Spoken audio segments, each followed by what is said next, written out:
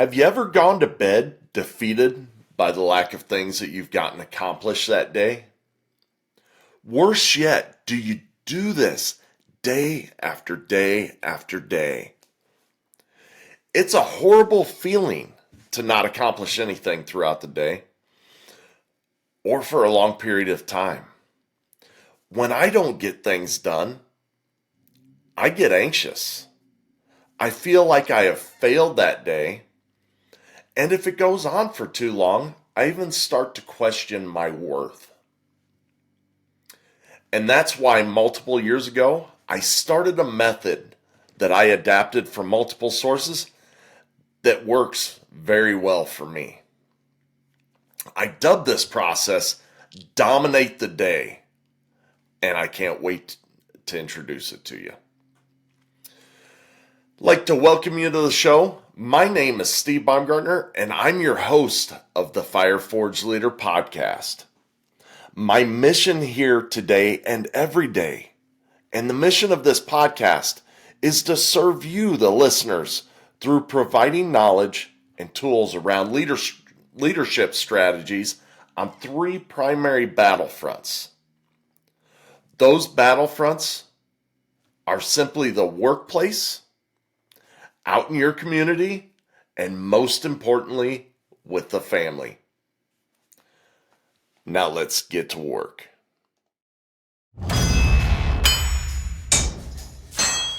Leaders are not born in a womb.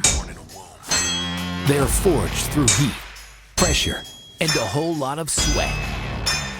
The Fire Forged Leader podcast serves the audience through exploring leadership at work, in the community, and with the family, using a practical perspective and real-life experiences from the host, Steve Baumgartner, and his guests in the Forge. Now, it's time to enter the Forge with the Fire Forged Leader.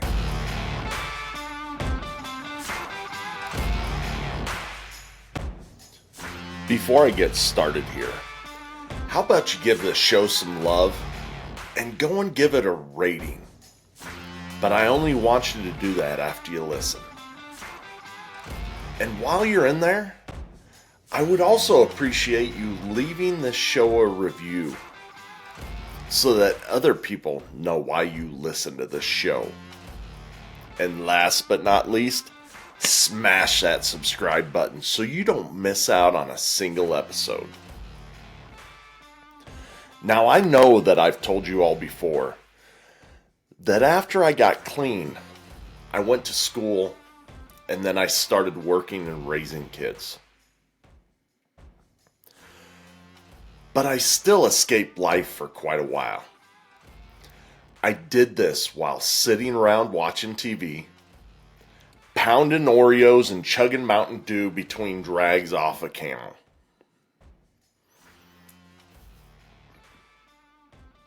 Before you knew it, I was 320 pounds.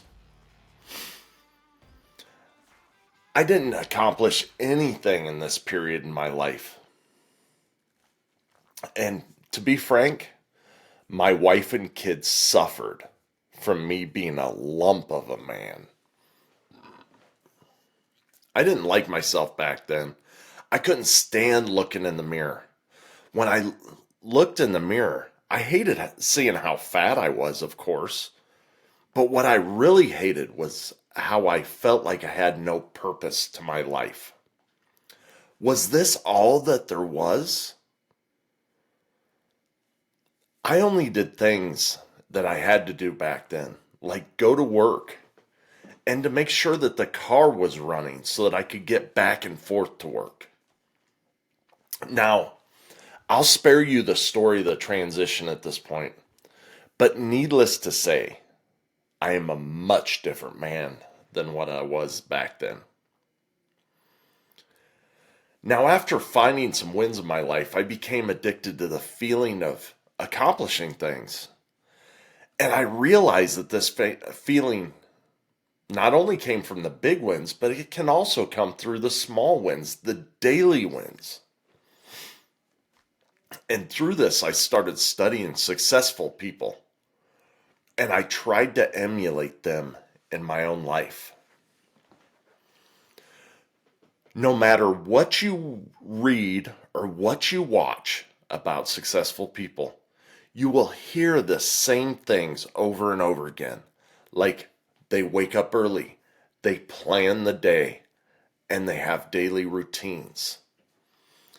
The more you read, the more you will see these commonalities. You will see that they are interwoven together.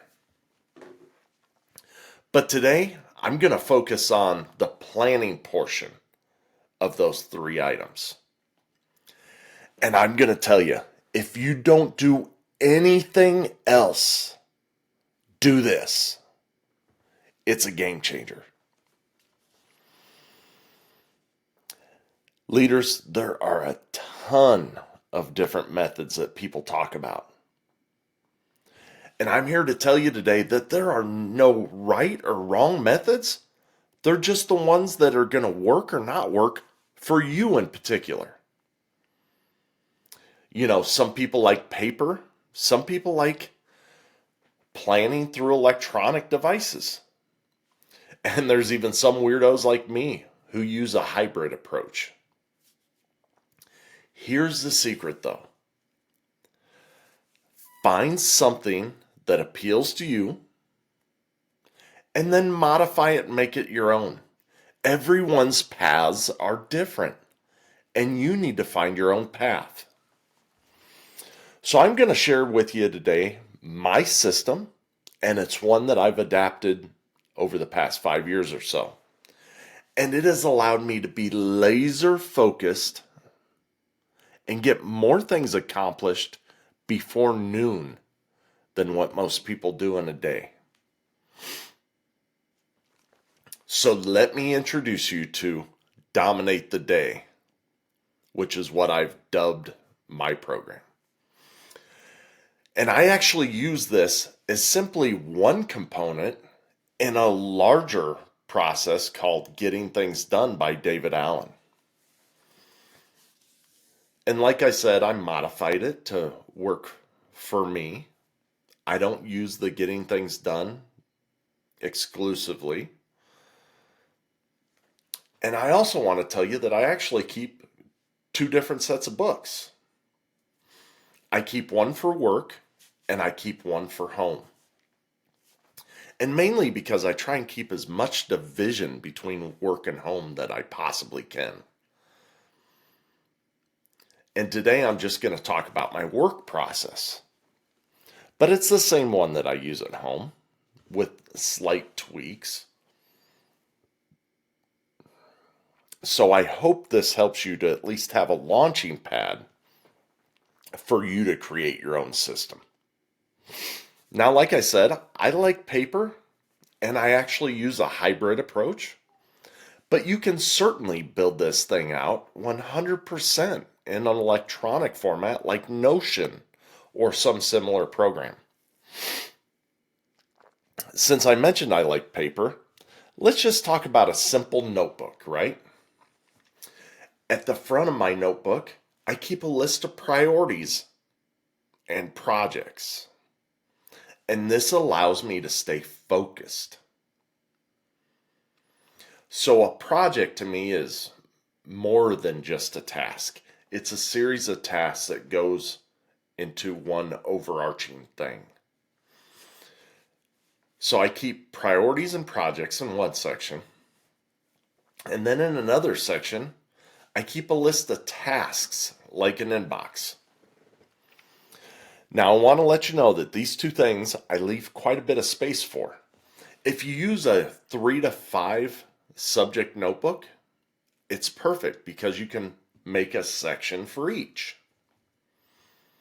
Now, I'm not going to go into a long diatribe about these. It's not rocket science, people. You write down what's important, and you write down all the things that need to be done, and you keep those lists updated. It's as simple as that for these 2 sections. But that's not what I really want to talk about today. What I want to talk about is my daily process. And that's where the real work comes in.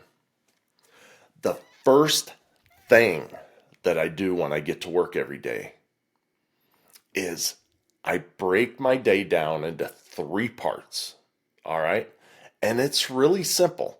I have meetings and appointments. That's the first part. The second part is my non-negotiables. And the third part is my after action review. So let's talk about that first section, which is meetings and appointments. I'll tell you, in the career that I'm in, everybody wants to meet with me. And the first thing that I do every day is I go into my Outlook calendar. Like I said, I keep a hybrid system, right? But I have an Outlook calendar. And I look down through all my meetings and I find those blank spots. Then what I do is I go and I schedule myself placeholders that I call work blocks. It's just something simple and stupid, but I color them a different color, whatever, do what works for you. But what I do is I block out those times that are open. And those are the gift that I give to myself every day to accomplish something beyond meetings. Now, I'll tell you, if someone books a meeting on the same day that they want to have a meeting, it gets declined by me. I find that to be rude as hell, that they would even think about setting a meeting up the same day that they want to have it. I deserve to be able to get my work done, and you deserve it too. Now, there are some extreme circumstances where I'll accept that, but it's not every day. It's not the standard. So after I schedule my work blocks, I then go down through the list of meetings that are on my calendar, the things that people have booked out. And there's some of these meetings, we all know what they look like, that I absolutely must be at, that require my full attention. And I accept those meetings that morning so that those people can expect me there. To the rest of them that aren't so important, that I may or may not attend, I mark those as tentative so that those people know that I may or may not be there. So let's recap what I do on Outlook. First, I go in and I fill every blank spot with a work block, a personal work block. If someone schedules a meeting on the same day that they want to have it, I decline it. I go in and I accept all the meetings that I need to be at, and I mark the other ones tentative. From there, I pick up my pen and I go back to my notebook. And after I've written in the top corner of the page, just like I did in grade school, I write the date. After that, I use each line and I make a triangle. I make an open triangle. And next to that open triangle, I place the start time and stop time of the first meeting. For example, I might put 7:30 a.m. to 8 o'clock a.m. And then next to it, I put the name of the meeting or something that will remind me about what the meeting's about. So next to that, I would write daily ops meeting. And then I work down and I do that for everything that's on my calendar minus the work blocks. I do it for both the accepted as well as the tentative meetings. And now when I have all those meetings lined out in my notebook with little triangles and the start and stop times, I put a dot next to the ones that I've accepted so I know not to miss those.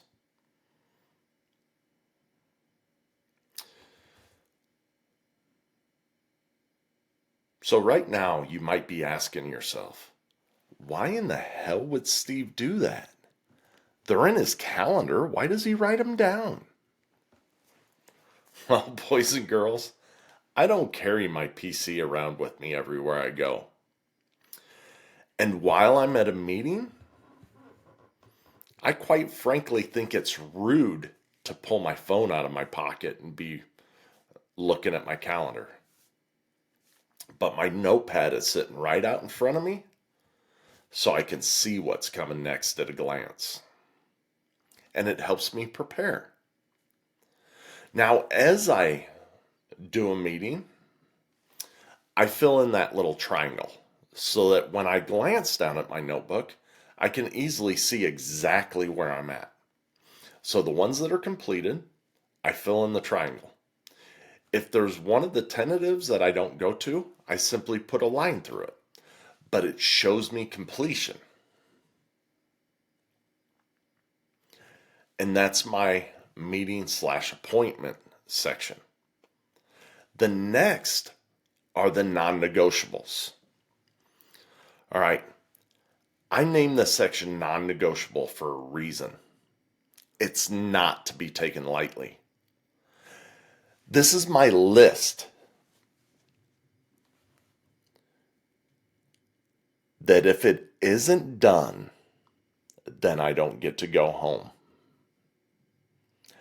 That's why I call them non-negotiables. And I'll tell you, that sounds scary out of the gate.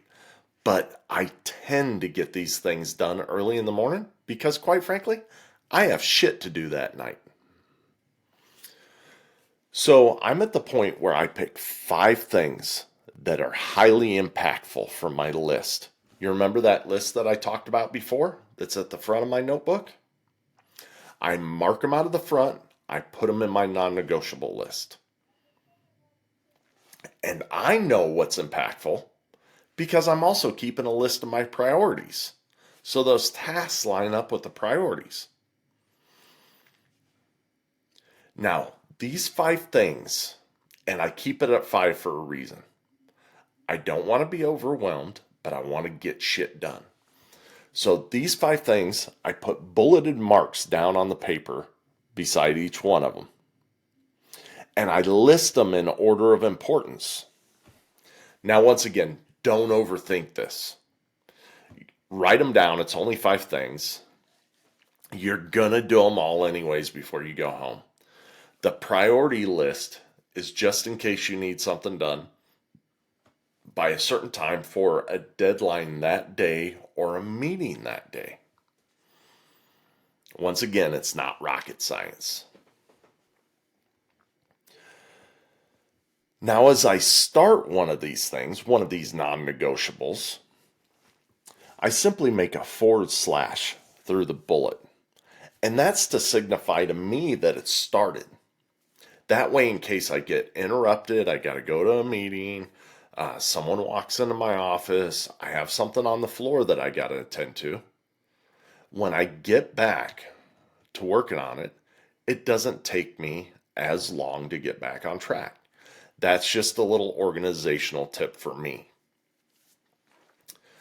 Now, when I complete the task, I make a / back through the other way. And that forms an X on the bullet, and that signifies to me it's completed. It's an accomplishment, and it feels good. Feels good knocking those things off your list, those non-negotiables. There's a sense of freedom that comes from it. But remember, you don't go home until it's complete. And when you're making the home list, I also suggest you don't go to bed until you get your home list done. Now, like I said, this motivates me to get them done early. Since I refuse to negotiate with myself on this topic, non-negotiables, I don't go home until they're done. So I am highly motivated to get them done early. And then I just pick more from my task list in those dead spaces in the day, in those afternoon times to fill out that space. but I keep my non-negotiables at 5 so that I know I accomplished my list. And if I get more done, I even feel more accomplished. So let's go through that again. You're going to pick 5 tasks to complete that day. You're going to make them non-negotiable. You're not going to go home until they're completed. Or if you're home, you're not going to go to bed until they're completed. This will motivate you to get them done, but you can't negotiate with yourself. And then the third thing, finally, we have the AAR. And if you are a military guy or lady, you'll know that that stands for an after action review, right? So this is done before I leave work. And it has 4 sections. What was today's win? A lot of times we don't look at our wins, right? At first it might be that I got 5 things done, right? But once that you're beyond that, it's like, ooh, I got 5 things done. Plus I got this, and this done, or we finished a project or whatever the case is. But it's good to look at your successes. The second thing on that AAR is, what is an opportunity moving forward, right? What could have we done better? What could have I had done better as a leader? And I find that if I look for those opportunities, it helps me to continue to grow and get better as a leader. The third question on the AAR is, who do I need to express gratitude? Now, this one is fairly new to my AAR. I've probably only been doing it for about 3 or 4 months, but it's been a game changer for my leadership. People really appreciate when you give them this kind of gratitude, right? It's highly focused and it builds relationships with others. It builds loyalty in your team members. So I do this before I go home. A lot of my people are already gone for the day. So I usually express that gratitude the next day. And fun fact, once a week, my staff does this for each other. And finally, the last thing on my AAR, I want to tell you, I work in a secular environment, right? And I also believe that if we don't search for the things that we want to find, we're never going to find what we're looking for. So the last question on my AAR is, where did I see God today? This is also a fairly new item to my AAR, but it has gotten me to be able to see Him in my daily world and bring my faith and my job closer together, my work closer together. So if you're a believer, I highly suggest that you put that in your AAR. If you're not, simply leave it off. I'm not trying to change it right now. But that's it, guys. That's my daily process. This is what makes me successful day in and day out. This is why when people ask me, how in the hell do you run a podcast, run a personal business, have a full-time job, and have a family? How does that all get done? It's because of this process, right? Most people are amazed at how many things I can get done in a day. And I'm going to tell you right now, it's really not that hard. It simply takes organization and daily discipline. I'm going to say that again. It takes organization and daily discipline. It's a game changer, all. Give it a try.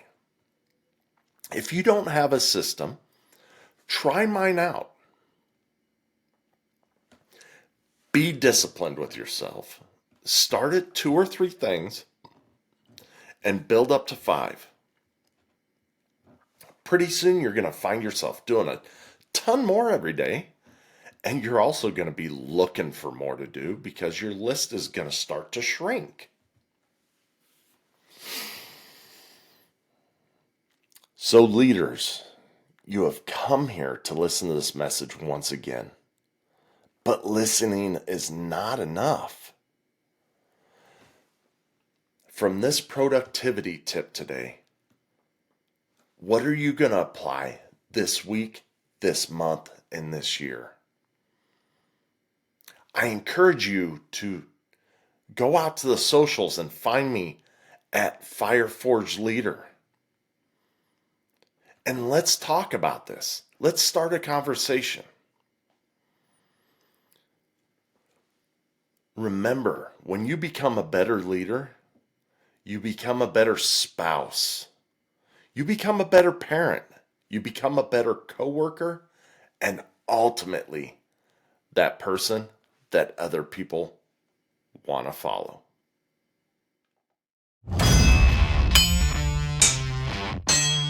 You have just experienced the heat and pressure of the forge. Remember, words without action are meaningless. Now, after the heat of the forge, shape your thoughts, quench your brain, then put your new tools to use, adding to your leadership. Tune in next week for more lessons from the forge.